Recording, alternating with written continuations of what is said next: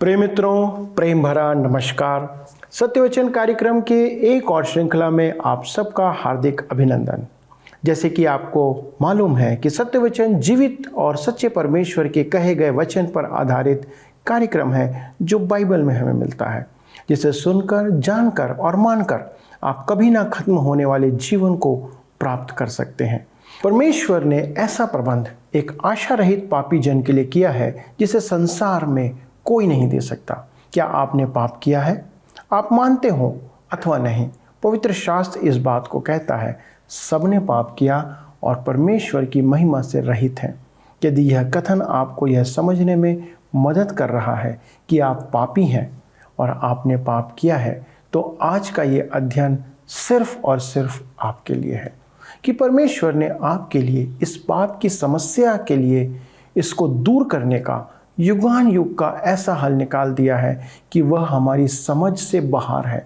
आप और मैं मनुष्य बुद्धि से इसे समझ नहीं सकते। सत्यवचन में हम बाइबल के इस महाप्रबंध के बारे में इन दिनों इब्रानियों की पत्री से अध्ययन कर रहे हैं। बाइबल की महान सच्चाई का हम अवलोकन कर रहे हैं। इस सत्य की संपूर्ण जानकारी न सिर्फ आपको परमेश्वर के साथ संबंध बनाने में सहायता करेगी, बल्कि इस रहस्य को जानकर इस पृथ्वी पर आपका जीवन सुगम और सुखमय हो जाएगा। हमारा पाप हमारे लिए समस्या हो सकता है, लेकिन परमेश्वर ने हमारे लिए ऐसी अनंत योजना बनाया है कि आप उस बात को जानकर आनंदित होंगे और इस पृथ्वी पर आपका जीवन आगे को स्वर्ग की ओर देखने के लिए ललायित हो जाएगा। क्या आप इसके बारे में जानना चाहते हैं दोस्तों? तो आइए इस अध्ययन में हमारे साथ आप बने रहें। परमेश्वर का वचन डॉक्टर वर्नन मैगी की व्याख्या के द्वारा ऐसे सहज रूप से प्रदान किया गया है कि आप अपने जीवन के लिए परमेश्वर के प्रबंध के प्रति आभार से, धन्यवाद से भर जाएंगे। तो चलिए हम अपने अध्ययन को आरंभ करें। सत्यवचन प्रोग्राम नंबर 965, इब्रानियों की पत्री अध्याय 7, 4 पद से 25 पद तक। प्रिय मित्रों, आइए आज हम अपने अध्ययन में आगे बढ़ें और देखेंगे प्रभु यीशु सिद्ध याजक है। हम इब्रानियों की पत्री 7 अध्याय उसके 4 पद में पढ़ते हैं, जहां पर लिखा है, अब इस पर ध्यान करो कि वह कैसा महान था जिसको कुलपति अब्राहम ने लूट के अच्छे से अच्छे माल का 10वां अंश दिया। वह जानता था कि वह परम प्रधान परमेश्वर का याजक है, अतः उससे बड़ा है। आइए हम आगे पढ़ते हैं। इब्रानियों की पत्री 7 अध्याय उसके 5 पद में यहाँ पर लिखा है, लेवी की संतान में से जो याजक का पद पाते हैं, उन्हें आज्ञा मिली है कि लोगों अर्थात अपने भाइयों से, चाहे वे अब्राहम ही की देह से क्यों न जन्मे हो, व्यवस्था के अनुसार 10वां अंश लें। ध्यान दीजिए, लेवी वंश अब्राहम के उत्तराधिकारी थे, अतः अब्राहम के द्वारा उन्होंने मलकीसिदक को दशमांश चढ़ाया। इससे स्पष्ट है कि मलकीसिदक हारून और उसके परिवार से बड़ा है। मेरे मित्रों, प्रभु यीशु के स्वामित्व को स्वीकार करने का एक तरीका यह भी है कि आप उसे भेंट चढ़ाएं। किसी कलीसिया या किसी संस्था को भेंट चढ़ाने से अधिक बड़ा है कि प्रभु यीशु को भेंट चढ़ाएं। आप उसके स्वामित्व को पहचानें। आप उसे भेंट चढ़ाते समय परमेश्वर के याजक हैं। इब्रानियों की पत्री 7 अध्याय के 6 पद में आगे लिखा है, पर इसने जो उनकी वंशावली में का भी न था, अब्राहम से 10वां अंश लिया और जिसे प्रतिज्ञा मिली थी उसे आशीष दी। मित्रों, आप सोचते हैं कि अब्राहम मलकीसिदक से बड़ा था, परंतु यह सच नहीं है। मलकीसिदक एक अन्य जाति याजक था। वह परम प्रधान परमेश्वर का याजक था। मैं उसकी पृष्ठभूमि नहीं जानता और न ही यह जानता हूं कि उसे परमेश्वर का ज्ञान कहां से प्राप्त हुआ। यदि कोई आपको उसकी अधिक जानकारी दे तो वह उसकी कल्पना है। इसी प्रकार प्रभु यीशु के विषय में भी मैं अनेक भेदों का वर्णन नहीं कर सकता, क्योंकि वह परमेश्वर है। मुझे तो बस यही जानना है कि वह मेरा महायाजक है। इब्रानियों की पत्री 7 अध्याय के 7 पद में लिखा है, इसमें संदेह नहीं कि छोटा बड़े से आशीष पाता है। मल्कीसिदक ने अब्राहम को आशीर्वाद दिया क्योंकि वह उससे बड़ा था। हम प्रभु यीशु को दंडवत करके उसकी आराधना करते हैं तो हम उसकी महानता को पहचानते हैं। आगे लिखा है इब्रानियों 7 उसके 8 पद में, और यहाँ तो मरणहार मनुष्य 10वां अंश लेते हैं, पर वहाँ वही लेता है जिसकी गवाही दी जाती है कि वह जीवित है। यहाँ तो मरणहार मनुष्य 10वां अंश लेते हैं, अर्थात लेवी वंश के लोग। वहाँ वही अर्थात मल्कीसिदक। आप उसे अपना समर्पण करें तो वह अवश्य आपको स्वीकार करेगा। यद्यपि मैं उसके लिए कुछ नहीं, परंतु मैं आभारी हूं कि वह मुझे स्वीकार करता है।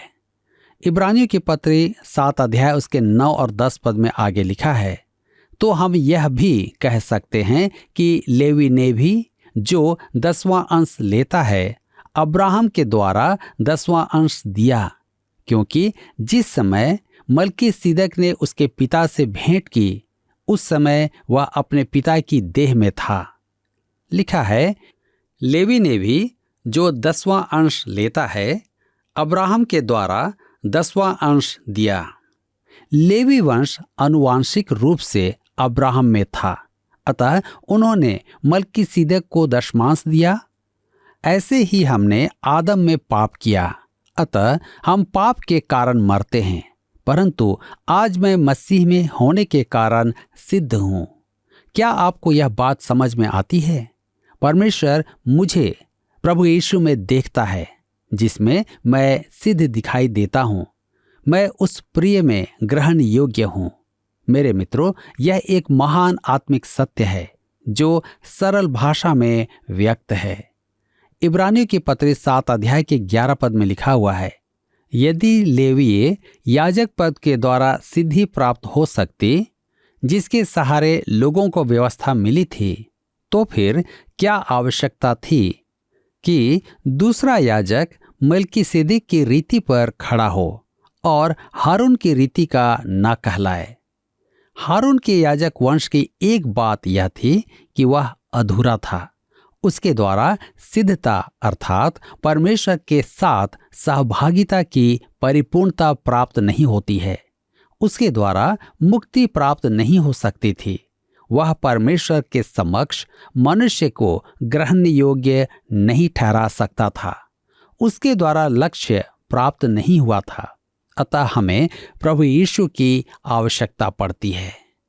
इब्रानियों की पत्री 7 अध्याय उसके 12 पद में लिखा है, क्योंकि जब याजक का पद बदला जाता है तो व्यवस्था का भी बदलना अवश्य है। हम मूसा की व्यवस्था के अधीन नहीं हैं। मूसा की व्यवस्था हारून की याजक सेवाओं में काम आती थी, जहां पशुओं का लहू चढ़ाया जाता था। मूसा की व्यवस्था और हारून की याजक सेवाएं साथ साथ थीं।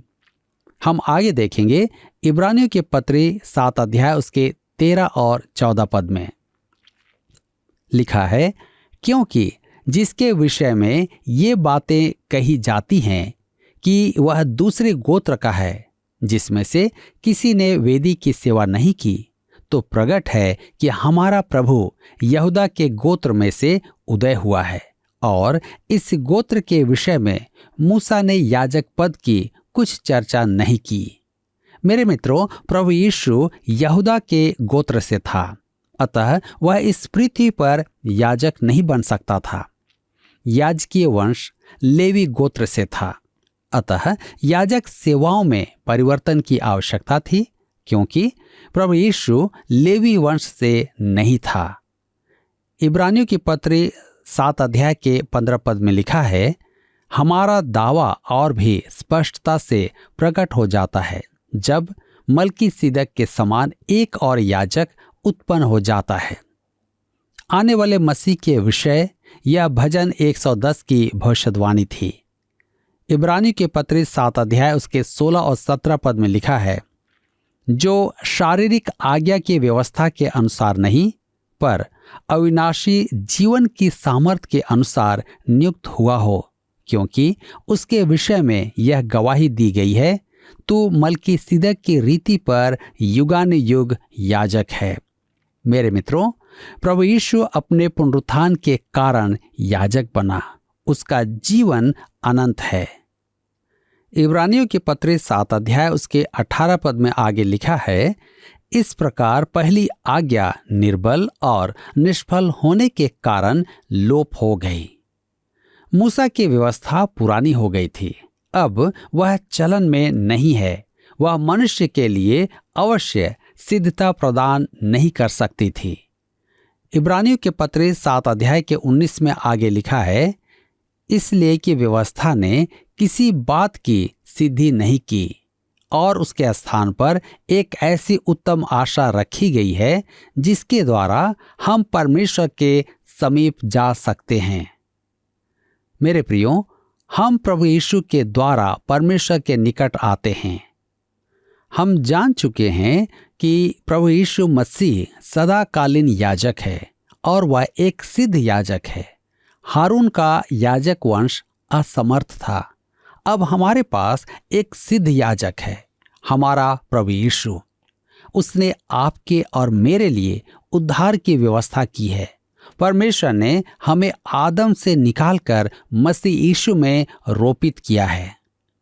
दूसरा कुरिन्थियों के पत्र 5 अध्याय उसके 17 पद में लिखा है, इसलिए यदि कोई मसीह में है तो वह नई सृष्टि है, पुरानी बातें बीत गई हैं, देखो सब बातें नई हो गई हैं।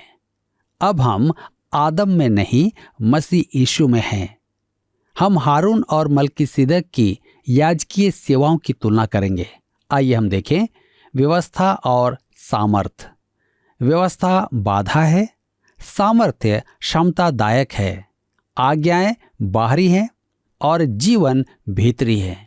देह और अनंत जीवन, परिवर्तनीय और अपरिवर्तनीय, दुर्बलता और लाभ रहित या परमेश्वर की निकटता, असिद्धता या उत्तम आशा। इब्रानियों के पत्र 7 अध्याय उसके 20 और 21 पद में लिखा है, मसीह की नियुक्ति बिना शपथ नहीं हुई, क्योंकि वे तो बिना शपथ याजक ठहराए गए, पर यह शपथ के साथ उसकी ओर से नियुक्त किया गया, जिसने उसके विषय में कहा, प्रभु ने शपथ खाई और वह उससे फिर न पछताएगा कि तू युगानुयुग याजक है। भजन संहिता 110 एक भविष्यवाणी है जो प्रभु यीशु को मल्कीसिदक की रीति पर याजक होने की घोषणा करती है। हम भजन संहिता 110 उसके 4 में पढ़ते हैं, यहोवा ने शपथ खाई और न पछताएगा, तू मल्कीसिदक की रीति पर सर्वदा का याजक है। मेरे मित्रों, प्रभु यीशु के याजक होने को सर्वोत्तम सिद्ध करने वाली एक ही बात है, और वह है कि वह परमेश्वर के वचन पर ही नहीं, परमेश्वर के शपथ पर निर्भर है। संपूर्ण पुराना नियम कहता है कि लेवी वंश को परमेश्वर ने एक विशेष काम के लिए अलग किया था। उनके लिए परमेश्वर ने शपथ नहीं खाई थी। हम इब्रानियों के पत्र 7 अध्याय उसके 22 पद में पढ़ते हैं, इस प्रकार यीशु एक उत्तम वाचा का जामीन ठहरा। प्रभु यीशु में हमारे पास एक उत्तम याजकीय सेवा ही नहीं, एक उत्तम वाचा भी है। प्रभु यीशु हमारा महायाजक है। वह एक उत्तम पवित्र स्थान में सेवा करता है, जो एक उत्तम वाचा और उत्तम प्रतिज्ञाओं पर आधारित है। अध्याय 8 से 10 में हम इस विषय को अधिक विस्तार से देखेंगे। प्रभु यीशु की याजकीय सेवा हर एक क्षेत्र में उत्तम है। प्रभु यीशु मल्कीसिदक की रीति पर हमारा महायाजक है और वह सिद्ध है। वह स्वर्गिक महापवित्र स्थान में परमेश्वर के साथ बैठा है। प्रभु यीशु सदाकालीन सिद्ध याजक है। इब्रानियों के पत्र 7 अध्याय के 23 पद में हम पढ़ते हैं, वे तो बहुत बड़ी संख्या में याजक बनते आए। इसका कारण यह था कि मृत्यु उन्हें रहने नहीं देती थी। दूसरे शब्दों में, पुराने नियम में हारून के वंश के याजक मरणहार थे। हारून भी मूसा के समान एक दिन मर गया। मैं सदा यही सोचता हूँ कि मूसा के समान हारून की मृत्यु भी इस्राएल के लिए एक बहुत बड़ा अनर्थ था। उन्होंने निर्जन में उसके साथ चलने वाले एक महायाजक को खो दिया। वह उन्हें और उनकी परिस्थिति को समझता था। हारून के बाद उन्हें एक और महायाजक की आवश्यकता पड़ी, परंतु हमें महायाजक बदलने की आवश्यकता नहीं है। प्रभु यीशु हमारे लिए मध्यस्थता करने को सदा जीवित है। इब्रानियों के पत्र 7 अध्याय के 24 पद में लिखा है, पर यह युगानुयुग रहता है, इस कारण उसका याजक पद अटल है। प्रभु यीशु एक ही बार मरा और फिर जी उठा। अब वह कभी नहीं मरेगा, वह हर समय उपलब्ध है। यही कारण है कि मैं वचन प्रसारण से आनंदित हूँ। मुझे पूरा विश्वास है कि पवित्र आत्मा मनुष्यों में सेवारत है। प्रभु यीशु महायाजक है, हम उसकी स्तुति करें, उसका महिमान्वित करें।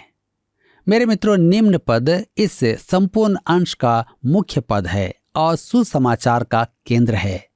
इब्रानियों के पत्र 7 अध्याय उसका 25 पद लिखा है, इसीलिए जो उसके द्वारा परमेश्वर के पास आते हैं वह उनका पूरा पूरा उद्धार कर सकता है, क्योंकि वह उनके लिए विनती करने को सर्वदा जीवित है। लिखा है, इसलिए यह भी बड़े दरवाजे का कब्जा है। पहले जो कहा गया है और आगे जो कहा जाएगा इसी के द्वारा जुड़े हुए हैं। लिखा है, सर्वदा जीवित है। वह कहता है कि प्रभु यीशु मृतक नहीं, जीवित है। वह इस पल भी जीवित है। हम प्रभु यीशु की मृत्यु और पुनरुत्थान पर ध्यान देते हैं, परंतु हमें इससे भी आगे जाना है, क्योंकि वह जीवित है। आज हम उसे दैहिक रूप में नहीं जानते हैं, हम उसे आज अपने महायाजक के रूप में जानते हैं, जो परमेश्वर के साथ दाहिनी ओर बैठा है। हमें इसी बात पर ध्यान देना है। वह इस पृथ्वी पर मरा कि हमारा उद्धार हो, और वह स्वर्ग में जीवित है कि हम उद्धार में बने रहें। जो उसके द्वारा परमेश्वर के पास आते हैं वह उनका पूरा पूरा उद्धार कर सकता है। मेरे मित्रों, आपको उद्धार देता रहता है। वह हमें पूरा और सिद्ध उद्धार प्रदान करता है। वह एक महान चरवाहा है जिसने अब तक एक भी भेड़ नहीं खोई है। क्या आप एक बात जानना चाहते हैं? वह अपनी एक भी भेड़ को खोने नहीं देगा। यदि आप उसकी भेड़ हैं और आपको ऐसा लगता है कि आप खो जाएंगे, तो जान लीजिए कि वह आपके लिए स्वर्ग में उपस्थित है और आपकी निगरानी करता है। लिखा है, वह उनके लिए विनती करने को सर्वदा जीवित है। विनती करने का अर्थ है हस्तक्षेप करना। रोमियो के पत्र 5 अध्याय के 10 में लिखा है, क्योंकि बैरी होने की दशा में उसके पुत्र की मृत्यु के द्वारा हमारा मेल परमेश्वर के साथ हुआ, तो फिर मेल हो जाने पर उसके जीवन के कारण हम उद्धार क्यों ना पाएंगे।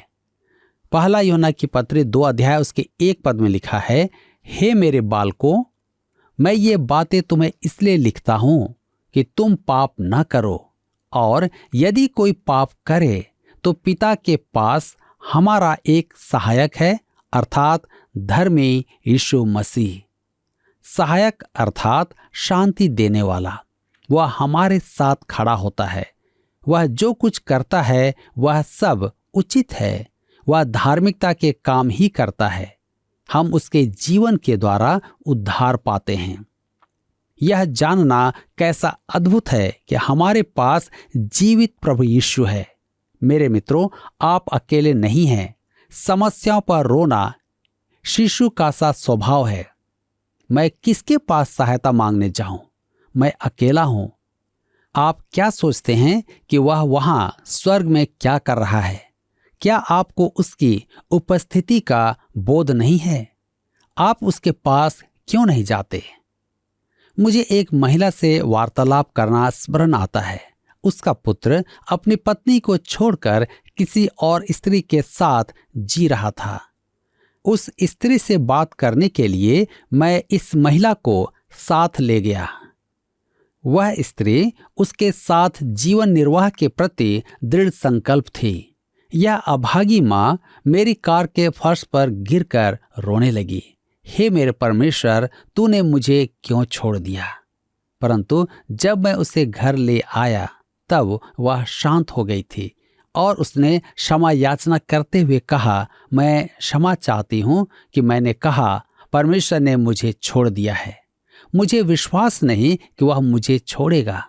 मैंने उसे विश्वास दिलाया कि वह हमारे लिए विनती करता है कि वह जीवित है। हम अविश्वासी हो जाएं तो भी वह विश्वास योग्य है। मेरे मित्रों, यह जानना अति अद्भुत है कि वह स्वर्ग में जीवित है और आपके लिए और मेरे लिए प्रार्थना करता है, हमारे लिए मध्यस्थता का काम करता है। क्या आज आप उसको अपने जीवन में आमंत्रित करेंगे? क्या आप उसे पुकारेंगे ताकि वह आपकी सहायता कर सके? प्रभु इस वचन के द्वारा आप सबको आशीष दे। पिछले प्रश्न का उत्तर है डी, मिल्कीसिदक। प्रभु यीशु मिल्कीसिदक की रीति पर सर्वदा का याजक ठहराया गया है। आज का प्रश्न है, अब्राहम के किस वंशज को 10वां अंश देने का नियम ठहराया गया था? ए दान, बी लेवी, सी रूबेन, डी यहूदा। मित्रों, इस प्रश्न का उत्तर हमें कल सुबह 6 बजे से पहले विकल्प ए, बी, सी या डी के साथ अपना नाम, पता, स्थान के साथ 9651433397 पर SMS या WhatsApp करें। सभी विजेताओं को विशेष पुरस्कार प्रदान की जाएगी। धन्यवाद। क्या आपको यह कार्यक्रम पसंद आया? अभी हमें एक मिस कॉल करें और आप अगले विजेता हो सकते हैं।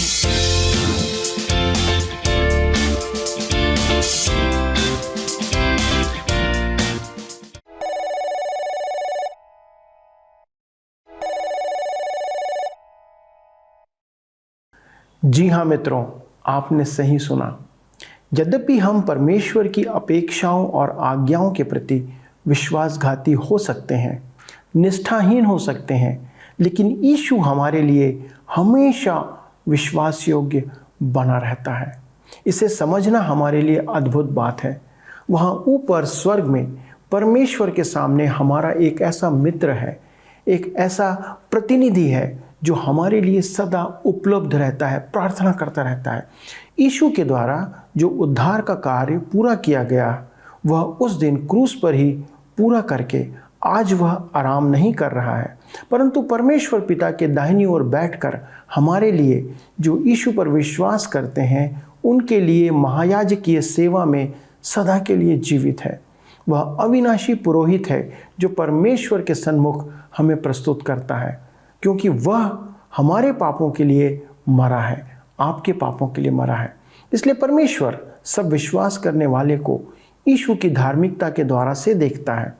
पहले तो हम आदम के पाप के कारण सबके सब पापी ठहराए गए और स्वभाव ही से पापी होने के कारण परमेश्वर की महिमा से रहित हो गए।